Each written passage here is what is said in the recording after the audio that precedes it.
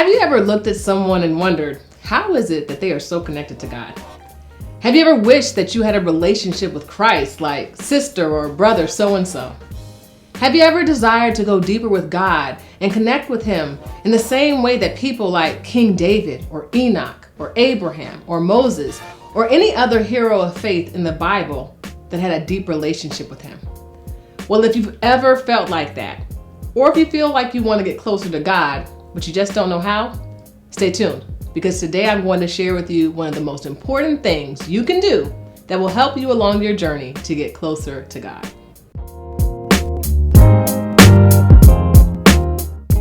Hey there, extraordinary child of God. I'm so glad you joined me because today I want to talk to you about getting closer to God. Now, I'm excited about this because what I have to share with you today is so very important. But before I do, why don't you go ahead and like this video, share it with a friend, and subscribe. So the first and most important thing you need to do to get closer to God is to find Him. Yes, I said find Him. And no, God is not lost. But the fact is, you can't get closer to someone if you don't know where they are. Sisters, you can't get close to a man if you don't know where he is. And brothers, you can't get close to a woman if you don't know where she is. Which is why the Bible says, a man who finds a wife finds a good thing. So the first thing you need to do is find God. Now the word says, and you will seek me and find me when you search for me with all your heart. Jeremiah 29:13. To get closer to God, you must first find Him. And the only way you can find Him is by searching for Him with your entire heart. That's the requirement. And once you fulfill the requirement, you naturally reap the reward, which is finding God. So the question is, how do you search for God with your entire heart? Now, my children, y'all, you know I love them. But them little jokers have trouble finding things because countless times they have called out my name in distress, asking me where something is.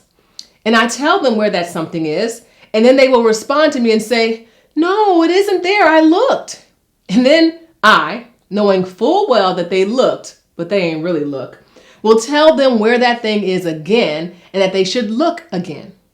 And without fail, they will insist that they looked till finally I've got to stop whatever I'm doing to go locate the thing that they can't find, only to discover it's in the exact spot I told them it was in, but they claimed that they looked.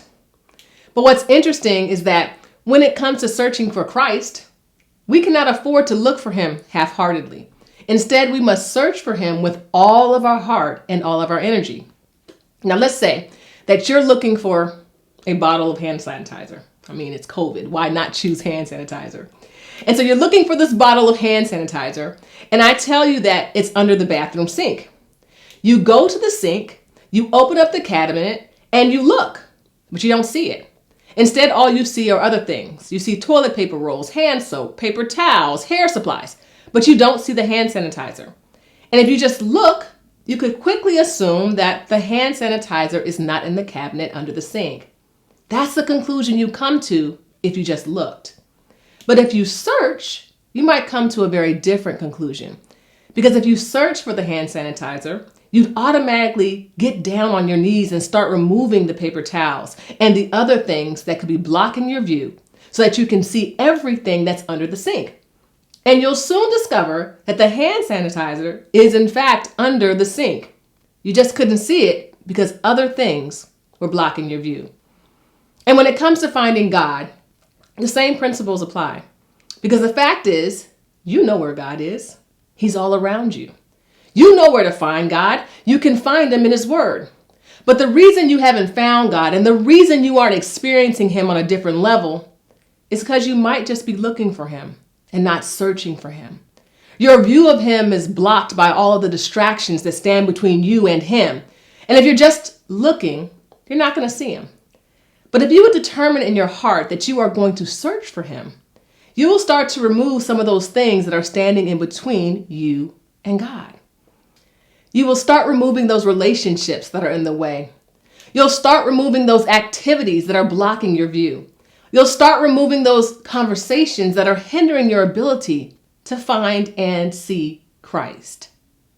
And I get it. Sometimes it might be hard to feel the presence of God.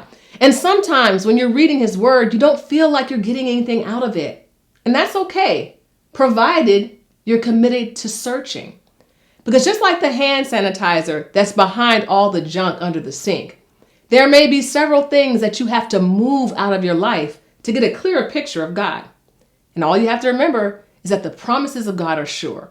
So if you search for Him with all your heart, you're going to find Him. And once you find Him, the rest is easy peasy, because once you connect with God, He's going to lead you on a spiritual journey that will blow your mind away. So what are you waiting for? Start searching for God today. Now, before I go, I want you to think of some things that we as a community need to move out of our way so that we can find God and have an intimate connection with Him. Let me know what you come up with by leaving a comment below. Now also be sure to like, share, and subscribe. And I look forward to seeing you next week, Thursday at 2 p.m. Eastern Standard Time. You extraordinary child of God. God bless, and I'll see you next week.